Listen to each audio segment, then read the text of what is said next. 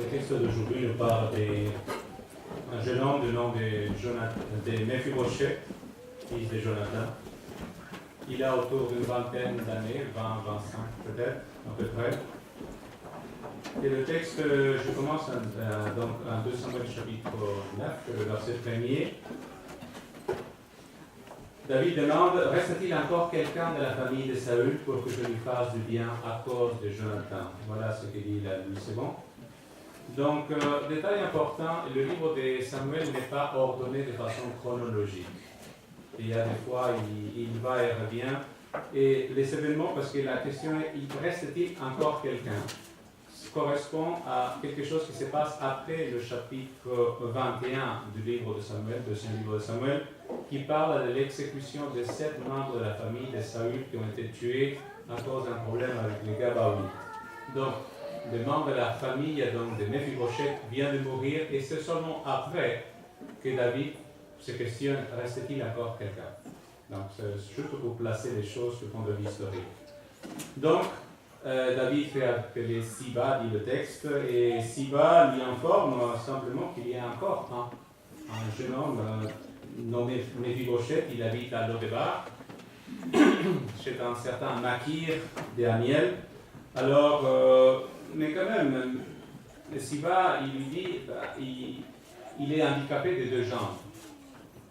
Je me demande si est-ce que c'est pour dire, c'est pas la peine trop que tu t'intéresses à lui, ou il veut plutôt le protéger, on ne sait pas. Mais je reviens sur la phrase, il dit, y a-t-il quelqu'un de la maison de Saül? Pourquoi? Parce que Saül, c'est le pire ennemi que David jamais eu. David a toujours fui, et Saül a toujours cherché à le tuer.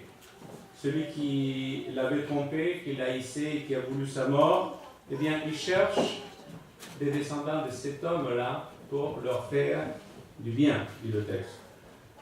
Je reviens sur la phrase « lui faire du bien ». Je ne pense pas que le mot « faire du bien » soit assez fort pour ce que le texte dit littéralement en hébreu.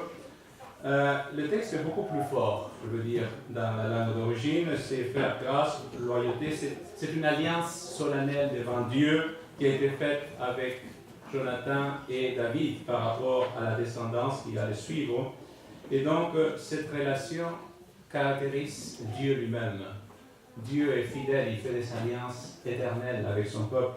Alors, lorsqu'on agit de cette façon-là, on est obligé d'une certaine façon d'agir comme Dieu lui-même. Je disais dans Mephibosheth à peu près 20 ans, mais il est orphelin depuis 5 ans, nous dit le texte. Ses parents sont morts à cet âge-là. Et c'est vrai que parfois nous nous plaignons de nos parents, mais pas avoir de parents du tout, c'est difficile aussi, et c'est son cas. Non seulement ça, il a fallu qu'il vive caché, il a fallu qu'il vive, qu'il ne se fasse pas trop connaître, parce que la tendance d'époque, l'habitude d'époque, c'est que le nouveau roi qui arrivait par coup d'État, c'était de tuer tous les descendants de la famille précédente. Donc lui faisait partie, donc il y avait la peur de se faire tuer à cause de ça. Il est certainement, il se sent malheureux, oublié. Et c'est sûr que non seulement il est orphelin, d'accord, mais il est handicapé, dit le texte, des 2 jambes. Et le texte de Samuel chapitre 4, verset 4, nous dit que lorsque la maison de son père donc, a été attaquée par les soldats, sa nourrice qu'il avait avec lui, il a pris et il a fait tomber. Il a fait tomber sur le chemin, les 2 jambes sont brisées et ils n'ont pas eu le temps de s'en occuper. Et cet enfant devient handicapé. Je me dis, bien des enfants grandissent, handicapés des fois physiques, morales, mentales, à cause de la faute de quelqu'un d'autre. Parfois c'est les parents, leurs amis, la société, même leur église. Et ici, ce jeune homme, du point de vue physique, il n'est pas capable de marcher, il faut qu'il marche et qu'il boite. Eh bien, il est pourtant des sang royal. Il est pourtant le fils de Jonathan, mais à cette époque, ça ne compte plus. Le temps est passé. Et ça, c'est l'élément qui nous laisse comprendre qu'il y avait des mauvais amis qui sont venus le voir et lui dire, voilà, la faute, parce qu'on cherche toujours à trouver un bouc émissaire à toutes choses. Hein. La faute, c'est David. David et sa famille et les siens qui ont posé tous ces problèmes-là. Alors il a entretenu des sentiments hostiles par rapport à David. Et c'est pour ça qu'il faut faire attention lorsqu'on entend des oui-dire à propos de quelqu'un d'autre, à propos de ce qu'on nous dit que c'est en fait, c'est comme ça, mais ce n'est pas sûr, car en réalité, David n'a jamais voulu tuer la famille de Saül, on le sait par l'histoire. Mais bien qu'il ait été traité correctement, ce jeune homme, il se sent mal à l'aise dans l'entourage où il se trouve. Et un jour, voilà que David envoie des soldats le chercher. Le chercher parce que c'est le fils de Saül, le petit-fils de Saül, le fils de Jonathan, et on l'amène au palais. Il a peur. Je me dis, il dit c'est mon tour, c'est fini. C'est à moi qu'on se prend. À première vue, c'est à sa vie qu'on en veut. Il a cherché peut-être à s'échapper, mais aucune chance. Les soldats sont bien plus forts. Et donc, arrivé devant le roi, la première chose à laquelle il pense, c'est dire qu'est-ce que je veux dire, comment est-ce que je veux me comporter. Et il dit, il se jette par terre, la face contre terre, il dit, je suis un chien crevé. Je suis vraiment pas grand-chose. Parce qu'à l'époque, déjà, un chien, c'était pas grand-chose. Et un chien mort, c'est encore moins que rien. Je ne suis pas grand-chose pour m'approcher de toi. Et par contre, David, la première chose qu'il lui dit, parce qu'il voit qu'il a peur, ce jeune homme, il lui dit, n'aie pas peur. Et il commence à lui dire, je vais te donner tout ce qui appartenait à tes ancêtres, je te le donne. Et ainsi de suite. Donc, David est en train de défaire ce qui a été fait par le passé, d'une certaine façon. Il avait promis quelque chose à Jonathan, mais détail très important. David avait promis à Jonathan d'épargner sa famille, de ne pas tuer les siens. C'était ça la promesse. Il n'a jamais promis de leur donner les richesses, il n'a jamais promis de leur inviter à manger chez lui pour toujours. Non, il n'a pas promis cela. Mais n'empêche, il va le faire. Il va aller bien au-delà des promesses. Mais les circonstances ne sont plus les mêmes. Lorsque David a fait cette promesse, Saül était roi, Jonathan était prince. Lui, c'était un fuyard qui s'échappait un peu partout. David, je parle. Mais voilà que 15 ans plus tard, c'est exactement l'inverse. Lui, il est le roi. Lui, il n'a aucun besoin de faire et accomplir quelque chose qu'il a promis à quelqu'un qui est déjà mort. Mais il le fait parce qu'il a promis. Il a promis et il va le faire, et non seulement faire ce qu'il a promis, mais aller bien au-delà des promesses qu'il a faites. Alors il va restituer Mephibosheth dans les propriétés de ses aïeux. Il invite Avi à venir à sa table. Et ces jeunes hommes, ils ne s'attendaient pas du tout à ça. C'était une grâce, c'était un don. Eh bien, voilà, je m'arrête là par rapport à l'histoire. Mais qu'est-ce que cela signifie pour nous aujourd'hui? Je pense que ce texte nous enseigne énormément de choses. Une première que je trouve intéressante et importante, c'est qu'un véritable enfant de Dieu, parce que Mephibosheth, en quelque sorte, nous symbolise chacun de nous. Et David symbolise ici Dieu lui-même. Un véritable enfant de Dieu reconnaît qu'il est infirme aux yeux de Dieu. Mephibosheth dit, je suis un chien crevé. Mais vous lisez dans la parole de Dieu, il nous dit, Romains chapitre 3, versets 10 à 12, il n'y a point de juste, même pas un seul. Aucun n'est intelligent, nul ne cherche Dieu, tous sont égarés, tous sont pervertis. Voilà le rapport clinique que Dieu nous donne par rapport à la race humaine. Voilà ce que nous sommes par nature. Le sage Salomon confirme la même chose, qui dit, telle voie paraît droite à l'homme, mais son issue, c'est la voie de la mort. David savait qu'est-ce que c'est que d'être boiteux. Il a eu un boiteux à sa table tout le reste de sa vie. le psaume 116, verset 8, dit « Oui, tu m'as délivré mon âme de la mort, mes yeux des larmes, mes pieds de la chute. » Et Paul pouvait dire « C'est ce qui est bon, je le sais, n'habite pas en moi, c'est-à-dire dans ma chair. J'ai la volonté, mais non pas le pouvoir de faire le bien. » Voilà notre nature au plus profond de ce que nous sommes. Lorsque parfois j'entends que quelqu'un me dit, sœur ou frère un tel a fait quelque chose, mais je me dis, mais c'est normal. C'est un pécheur par nature. Il faut plutôt l'aider. Nous sommes tous des handicapés aux yeux de Dieu.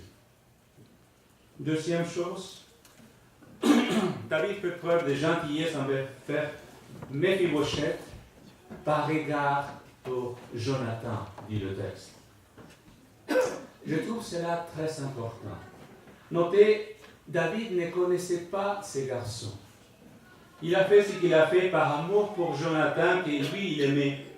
Lorsque David regarde ces garçons, cet infirme, ces boiteux, ces jeunes hommes, il ne voit pas Méphibosheth, il voit Jonathan. La bonté, la miséricorde et la grâce qu'il offre à cet homme, ce n'est pas par rapport à ce que lui il est, à sa nature, à sa condition. Il le fait par égard à quelqu'un d'autre. De la même façon, nous sommes sauvés par égard à quelqu'un d'autre. C'est notre Seigneur Jésus. Quand nous acceptons Jésus comme notre Sauveur, Éphésiens chapitre 1, verset 6 nous dit, nous sommes acceptés en son bien-aimé, nous sommes acceptés en lui, grâce à lui, seulement parce que lui, il a fait ce qu'il a fait. Quand Dieu nous voit, il ne nous voit pas nous, il voit Christ. Si nous l'avons accepté et il nous a sauvés. Nous pouvons uniquement nous glorifier en Christ, en son amour pour nous. Toute autre chose, c'est la vaine gloire. La seule chose que nous pouvons approcher de Dieu, c'est la justice de Christ. Troisième point, David ne dit rien à propos des jambes handicapées de Méphibosheth. Il n'y a aucune mention que David ait mentionné l'handicap de Méphibosheth. Aucune allusion, aucune phrase du genre c'est dommage que tu sois paralytique. Au contraire, il l'a traité comme un prince. Il s'est assis à la table du roi et ses jambes ont été couvertes par la nappe de lin qui couvrait la table du roi, symbole de la justice de Christ. David ne demande pas s'il est bien portant, il suffit qu'il soit membre de la famille de Jonathan. David dit, y a-t-il quelqu'un? C'est-à-dire, il ne cherche personne en particulier, il cherche quelqu'un, quiconque, qui que ce soit, quoi qu'il ait fait, il est invité à sa table, à faire partie de sa famille. Dieu oublie nos péchés, il les efface par le sang de Christ. C'est la seule manière par laquelle Dieu peut nous pardonner. Hébreux nous dit, chapitre 10, verset 17, « Et je ne me souviendrai plus de leurs péchés ni de leur iniquité. » Quatrième point, Méphibosheth ne dit rien au sujet de ses propres jambes handicapées. De quoi est-ce que vous pensez que Méphibosheth et David parlaient à table? Ils parlaient de quelqu'un d'autre. Méphibosheth ne parlait pas de ses jambes handicapées. Il parlait de qui, pensez-vous? Il parlait de Jonathan. Il parlait, David aimait son ami Jonathan et Méphibosheth aimait son père, Jonathan. Et c'est ça le sujet de la conversation. De quoi nous, chrétiens, devrions-nous parler ensemble? Il y a certains chrétiens qui aiment parler de leur vie, des plaisirs passés, cette époque dans laquelle ils vivaient dans le péché. Oui, c'est bien peut-être, mais c'est révolu. C'est une autre époque. D'autres se réunissent pour parler des autres. Mais en fait, le sujet principal de nos discussions en tant qu'enfants de Dieu devait être Jésus lui-même. Un autre point, c'est que les autres, parce qu'il a été invité à la table avec les enfants de David, et les principaux, les importants. Et ces gens-là, ils ont vu que David louait ce jeune homme handicapé. Il invitait, il montrait de l'affection. Eh bien, ils ont fait de même. Ils ne se sont pas mis à critiquer ce jeune homme avec ses handicaps. Ils ont suivi l'exemple de David, car l'amour pardonne tout, il croit tout, il espère tout, il supporte tout. L'amour ne succombera jamais. Je me dis, tous ces gens-là, tous ces grands, très saints, assis, à attendre qu'un handicapé s'amène à table, ça prend du temps. Mais ils le font et ils sont heureux de participer. Et alors cette table cache ses jambes, cache son handicap. Nous sommes invités à la table du roi des rois. Nous sommes invités à la table de Dieu lui-même. Son invitation est gratuite. La seule chose qu'il attend de nous, c'est que nous portions la vie de noces, la vie de justice que le Christ nous offre. Assis à sa table, nos péchés sont cachés, oubliés par le sacrifice du Christ. Ce qui compte, ce n'est pas ce que nous étions, mais ce que nous sommes aujourd'hui, grâce à Christ. C'est un point, Dieu qui nous cherche est fidèle à ses promesses. Et c'est souvent ça le grand problème. Vous savez, à chaque début d'année, beaucoup de gens promettent des choses. Je veux faire ci, je veux faire ça. Ou on promet les saints, les autres, des promesses. Oui, des promesses. Mais qui tient toutes ces promesses? C'est facile à parler. On vit à une époque quand les circonstances changent, eh bien, les gens ne suivent pas, ils n'accomplissent pas ce qu'ils promettent. Vous savez, l'intégrité est souvent absente de notre société actuelle et malheureusement même de notre Église. L'intégrité n'est pas quelque chose qu'on peut apprendre dans un cours à l'université. Non, mais elle est très importante. Dans ce texte, l'intégrité était de faire ce qui est juste, même si les circonstances avaient changé, même si David n'avait aucune raison d'accomplir ce qu'il avait promis. Mais Méphibosheth ne savait pas rien à propos de cette promesse. Mais lui, il avait fait la promesse devant Dieu et il a accompli. Jonathan était mort, mais David a accompli sa promesse. Nous n'avons rien à craindre de Dieu. Parce que Méphibosheth avait des rancunes par rapport à David. Il lui en voulait pour des choses qu'il ne savait pas, il ne comprenait pas. Et c'est difficile de pardonner quand on en veut à quelqu'un. Il craignait le roi parce que justement il ne le connaissait pas. Beaucoup de gens aujourd'hui craignent Dieu, ils se méfient de Dieu parce qu'ils ne le connaissent pas. Ils ne savent pas à quel point il est amour.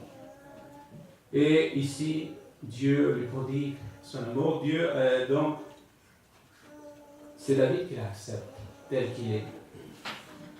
Et cela de façon désintéressée.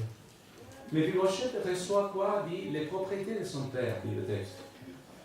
Oui, plus besoin de travailler d'une certaine façon, mais de toute façon, handicapé, qu'est-ce qu'on peut faire? Mais il a reçu des choses périssables. Nous, Dieu nous promet des choses éternelles. Au calvaire, Christ nous restitue tout ce que le diable nous a volé de certaines choses. Et ce que Dieu nous promet, ça va au-delà même de tout ce que nous puissions entendre. Des choses que œil n'a pas vues, ni oreille entendues. Voilà ce qui nous est promis. Mais un huitième point, je trouve ici, c'est qu'il a fallu qu'il attende quoi? 15 ans. C'est long 15 ans. C'est long 15 ans de vivre en ces circonstances-là. Parfois, le bonheur complet tarde à arriver. Parfois, nous avons du mal à attendre que les choses s'accomplissent dans le temps, que Dieu veut que cela s'accomplisse.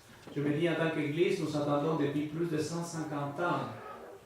On a annoncé le retour de Jésus, on se dit, mais c'est pour quand? Mais justement, il y a tellement de paraboles qui nous disent que l'important, ce n'est pas de savoir la date, c'est d'être prêt lorsqu'il revient. Le roi va accomplir ses promesses. Il a promis et il va le faire. Mais est-ce que nous sommes dignes? Nous sommes indignes de l'offre que Dieu nous donne. Nous sommes indignes, certes, mais nous acceptons ce sacrifice pour chacun de nous. C'est son invitation à ta table, symbole d'exaltation, d'abondance, de la meilleure compagnie possible, de joie, de sécurité, d'éternité. Voilà ce qu'il nous est promis à chacun de nous.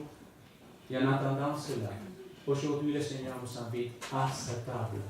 C'est vrai que c'est une petite table, mais je dis souvent c'est le casse-croûte avant le grand repas auquel le Seigneur nous invite. Aujourd'hui, il invite à chacun de nous à aller dans les rues et ramener d'autres personnes. Venez à ma table du salut, venez à moi vous tous qui êtes fatigués et chargés, et je vous donnerai de repos. Il nous dit encore, si quelqu'un a soif, qu'il vienne et qu'il boive. Que le Seigneur nous réconforte aujourd'hui par la scène, que nous puissions sentir autant l'humilité dans laquelle nous devons s'approcher de lui, autant l'assurance qu'il veut faire de nous des enfants du roi. Amen.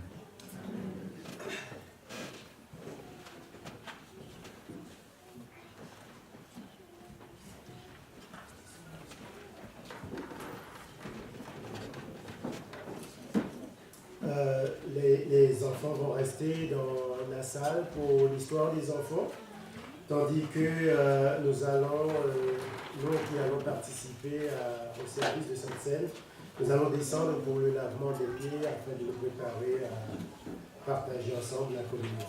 Merci.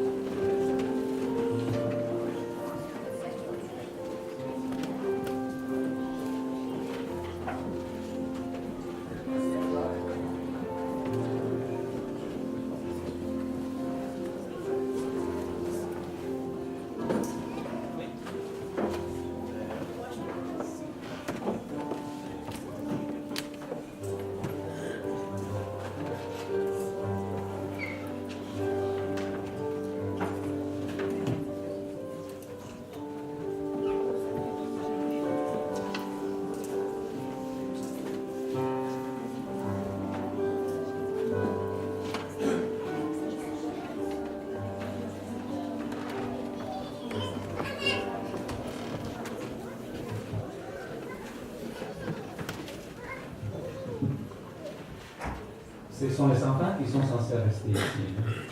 Si vous sentez un enfant, restez quand même. Mais les adultes sont en bas normalement. Bien, les plus jeunes, venez ici à l'avant. C'est l'histoire pour les enfants. Oui, asseyez-vous, asseyez-vous.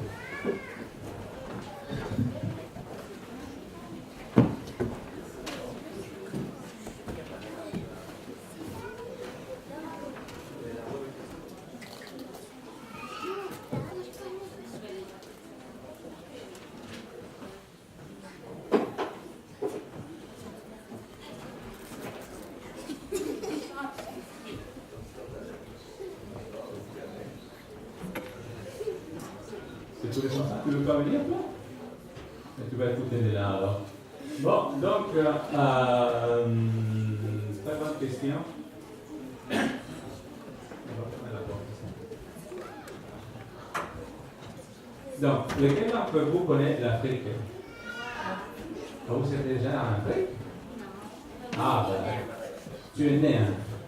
Bon, on va raconter l'histoire de l'Afrique. D'accord? Oui? Oui, il y en a, c'est drôle, il y en a beaucoup qui sont originaires de l'Afrique, qui sont même nés en Afrique, n'est-ce pas? Ah oui? C'est bien. D'accord. Donc, on va vous raconter l'histoire des Zoulous. Vous savez qu'est-ce que c'est des Zoulous? Non, les Zoulous, c'est qui ça? Il y a un groupe de personnes, ça s'appelle une. Les Zoulous, c'est Zoulou. C'est une tribu. C'est une tribu des Zoulous. D'accord? Donc, c'est bien. Est-ce que vous avez une idée comment c'est l'Afrique? Est-ce qu'il neige en Afrique? Oui, il neige, mais très haut dans certaines montagnes, Kilimanjaro et d'autres, hein, mais très peu. C'est rare. Hein? Oui, il y a certaines montagnes, il y a un petit peu de neige. D'accord? Mais normalement en Afrique, il fait chaud. D'accord? Il fait très chaud. Et il y a des endroits en Afrique qui sont déserts, carrément, et d'autres parties qui sont plus. Il y a beaucoup d'arbres, et d'autres qui n'y en a pas beaucoup. La plus grande partie de l'Afrique, il n'y a pas beaucoup d'arbres, mais il y en a quand même. D'accord? Donc, c'est de cette partie-là. Donc, on va raconter l'histoire des Guigilés. Je ne sais pas si vous connaissez Guigilés, non. Bon, donc, je vous raconte l'histoire. Guigilé, c'est un chasseur. Est-ce que vous savez qu'est-ce que c'est que la chasse? Oh, ben oui. Hein? On cherche un trésor. Ah, il est mal parti, lui. La chasse. Qu'est-ce que c'est la chasse? Oui? On chasse des animaux. Oui? Oui? Non, mais d'habitude, quand on fait de la chasse, c'est pour tuer des animaux, pour les manger. Pour enlever la peau. Un peu comme les autochtones. Voilà, les chasseurs ici au Canada, c'est surtout les autochtones. Pas tous. J'ai une église à Val-d'Or. J'ai un membre de l'église qui est chasseur, lui. D'accord? Il chasse un petit peu de tout, là, parce qu'il y a des trappes pour les animaux. Et il les enlève la peau, et certains viennent et il les vend, ou certains viennent et les mangent aussi. Hein? Les caribous et d'autres orignales, etc. Je ne sais pas si vous connaissez, mais les orignaux, c'est énorme bête. Hein? C'est vraiment grand. Hein? Les orignaux, oui. Je n'ai pas amené des photos, malheureusement, avec moi. C'est plus grand qu'un cheval. Est-ce que tu connais un cheval? Tu l'as vu déjà, un vrai cheval? Bon, imagine un cheval, mais plus grand encore. Plus grand avec des grosses cornes. Ça n'est rien. Mais bon. Les reines du Père Noël sont tout petits à côté d'un orignal. D'accord? Bon, donc, je reviens avec Gigilé. D'accord? Lui, il est chasseur, mais il a la dent sucrée. Est-ce que vous comprenez ce que ça veut dire la dent sucrée? C'est une expression qui veut dire quoi? Avoir la dent sucrée, ça veut dire quoi? Ça veut dire aimer les choses sucrées. Est-ce que vous aimez les choses sucrées? Est-ce que vous aimez les bonbons? Non. Est-ce que vous aimez les gommes à mâcher? C'est dommage. Et les gâteaux, est-ce que vous aimez ça? T'aimes pas ça? Ah, pas au fromage, d'accord. Mais tu aimes quand même les gâteaux. Quand c'est... Tu aimes la glace. Qui n'aime pas la glace? La crème glacée, pardon. La crème glacée. Tu n'aimes pas la crème glacée? Je dis qui n'aime pas? Qui n'aime pas? Tu n'aimes pas la crème glacée? Ah ben, il y a toujours des exceptions pour ça. Hein? Mais donc, oui, tu n'aimes pas la crème glacée non plus. D'accord, c'est bon ça. Bon, donc, je reviens. Donc, je disais, Guigilé, il a la dent sucrée, il aime des choses sucrées. Mais à son époque, les magasins de glace, des bonbons, ça n'existait pas encore. À son époque. À son époque, les seules choses sucrées qu'on peut trouver, c'est du miel. Oui, c'est vrai. À cette époque, oui. D'accord? Je parle d'il y a 200 ans en arrière. Non, là-bas. L'érable s'est grandi par ici. En Afrique, il n'y a pas d'érable. Aucune chance. Il n'y a pas. La canne à sucre, c'est pas originaire d'Afrique, hein, ça vient d'ailleurs. Donc, ils n'ont pas connu la canne à sucre jusqu'à plus tard. Non, ça c'est une autre chose. La canne à sucre. La canne, c'est un bâton, il y a du sucre dedans. Quand j'étais petit, j'aimais ça. C'est bon. Pour ceux qui connaissent la canne à sucre, c'est quelque chose. Mais, bon, dommage que quelqu'un ne connaisse pas ça. Donc, voilà. Je reviens. Donc, Guigilé, il aimait les choses sucrées. Et donc, vous savez, en Afrique, il y a un oiseau qui sait détecter où se trouvent les, comment ça s'appelle? là où il y a les abeilles, la ruche, voilà, les ruches d'abeilles, il y a un oiseau qui on l'appelle le chercheur de miel. C'est le nom de l'oiseau. Pourquoi? Parce qu'il aime manger quoi? Pas tellement le miel. Il aime manger les vers, c'est-à-dire comment ça s'appelle, les abeilles avant qu'ils deviennent de l'arbre là. Les larves des abeilles, il aime manger ça et il aime manger la cire des abeilles, comment ça s'appelle, de la ruche. Le miel pas trop, mais il aime ça. Donc, il avait compris que les oiseaux, donc, ces oiseaux, et il a trouvé un de ces oiseaux qui s'appelait Engele. Bah, c'est son nom là. Engele, pardon. Engele, c'est une légende africaine, d'accord? Donc, je ne l'ai pas inventé. Donc, Engele, et il s'est dit, ah, lui, il va aller où? Dans une ruche. D'accord? Donc, il a surveillé. Il était chasseur, il savait bien se cacher. Et à un moment, l'oiseau, il part à un arbre.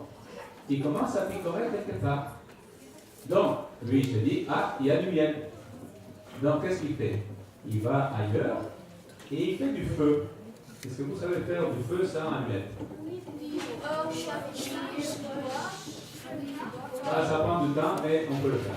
D'accord? Ça prend du temps, il faut frotter, il faut avoir... C'est ça, important. D'accord? Donc, il fait du feu pendant que l'oiseau a commencé déjà à picorer la ruche. C'est bon? Et il arrive avec son feu et il le met à l'intérieur du creux de l'arbre. Et la fumée fait cuire quoi? Les abeilles. Les abeilles partent.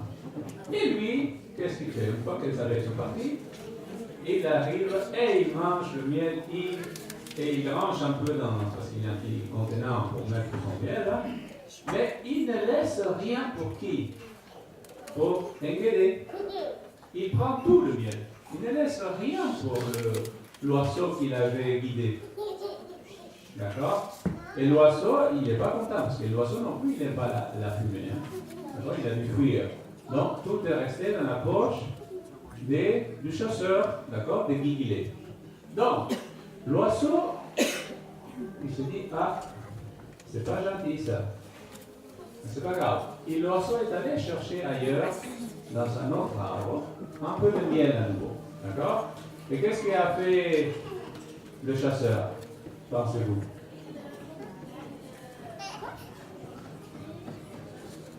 Il a suivi, il s'est caché, il a attendu que l'oiseau trouve la ruche. Et à ce moment-là, qu'est-ce qu'il fait? Il a fait le feu, il a fait pareil, et il est resté encore avec tout le miel. Et il est tout content.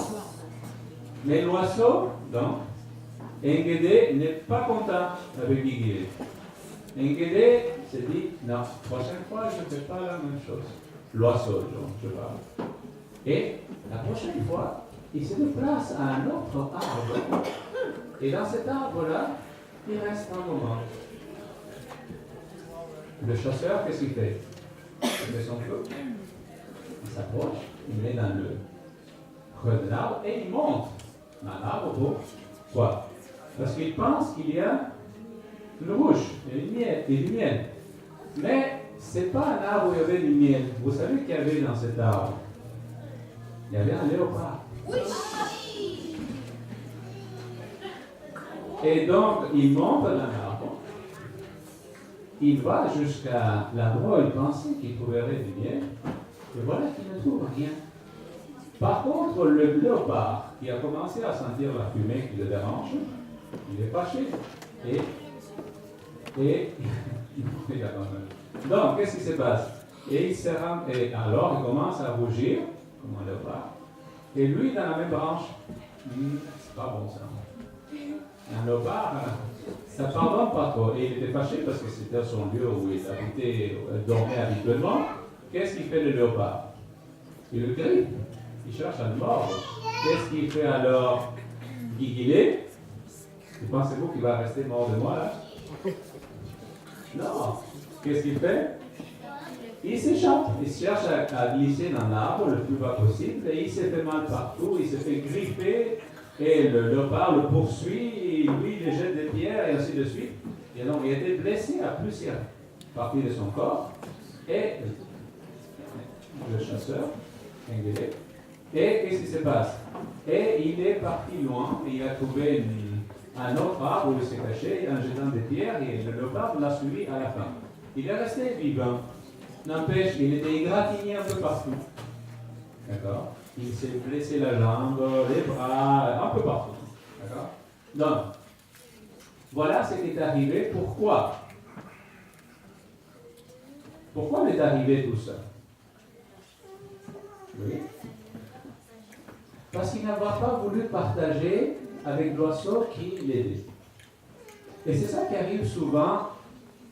Il y a quelqu'un qui vous aide, quelqu'un qui est gentil avec vous, quelqu'un qui, des fois c'est nos parents, hein, mais ça peut être un collègue d'école ou quelqu'un d'autre. Il vous aide et vous ne lui dites même pas merci. Ça arrive? Oui, ça arrive. Mais est-ce que c'est gentil de faire ça? Non, c'est pas gentil. Et un jour, cette personne-là, qui est tellement gentille, qui vous aide et qui vous donne, à un moment, il ne va plus le faire. Et vous mettre un léopard à la place. Et là, c'est pas bon du tout. D'accord? Donc, lorsque quelqu'un vous aide, lorsque quelqu'un fait un travail ou quelque chose pour vous aider, que faut-il faire?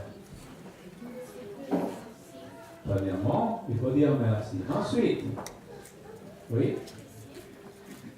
L'apprécier. L'apprécier, oui.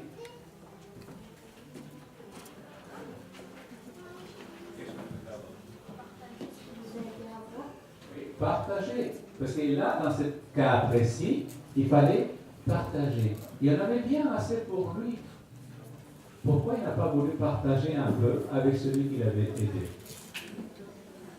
D'accord? Partageons les choses. Je veux dire, si on a réussi à faire quelque chose ensemble, partageons. Des fois, ce n'est pas grand-chose, mais ça fait plaisir. Les gens se sentent récompensés, aidés par ce qu'ils ont fait. D'accord? Lorsque aujourd'hui, dans les grandes semaines qui viennent, les jours qui vont suivre, il y a quelqu'un qui vous aide, quelqu'un qui fait quelque chose pour vous. C'est gentil. D'accord? C'est quand même gentil. Et il faut le dire merci. Il faut lui montrer de l'estime. Et, si possible, le partager avec lui, afin que lui aussi soit heureux. Lui ou elle, quand il nous aide. D'accord? Voilà, ça c'est l'histoire.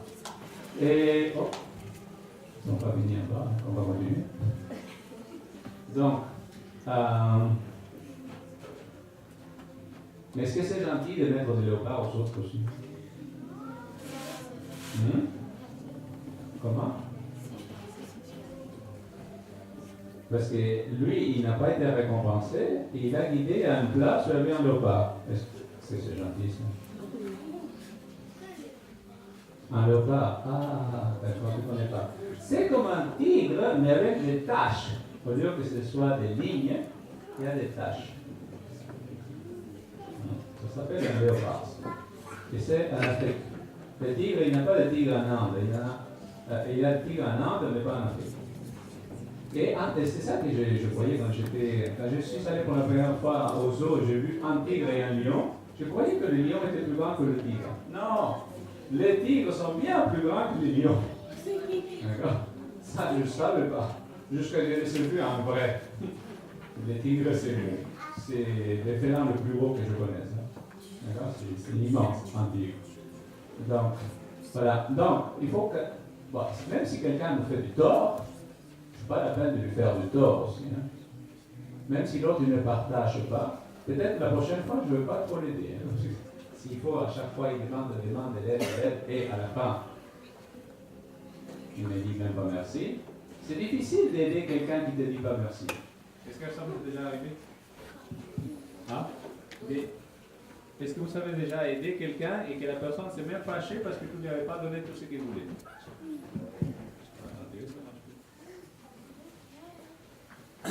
Ça m'est déjà arrivé de prendre quelqu'un dans la route, dans le chemin, il faisait du pouce. Et après, une fois dans ma voiture, il me dit, mais vous n'avez rien à manger. Moi, je lui fais déjà le transport, là. Je ne peux pas lui faire donner à manger aussi. D'accord? Mais il était fâché. D'accord? Donc, je dis, mais non seulement ça, dans ma voiture, il s'est mis à fumer. Je lui dis non. Il a pris sa cigarette et l'a allumée quand même. Et ainsi de suite. On a passé un voyage merveilleux comme ça, tout le long. Non, tu parles que la prochaine fois je vais le prendre, hein, c'est sûr. Non, il y a des gens qui, tu leur donnes une main, ils te prennent le bras et ils te tirent tout entier. Voilà. Ça existe. Donc, il faut être gentil, d'accord, mais être bonasse, c'est pas pareil. Il y a des gens qui profitent de notre bonté aussi. Il faut, oui, il abuse de la gentillesse.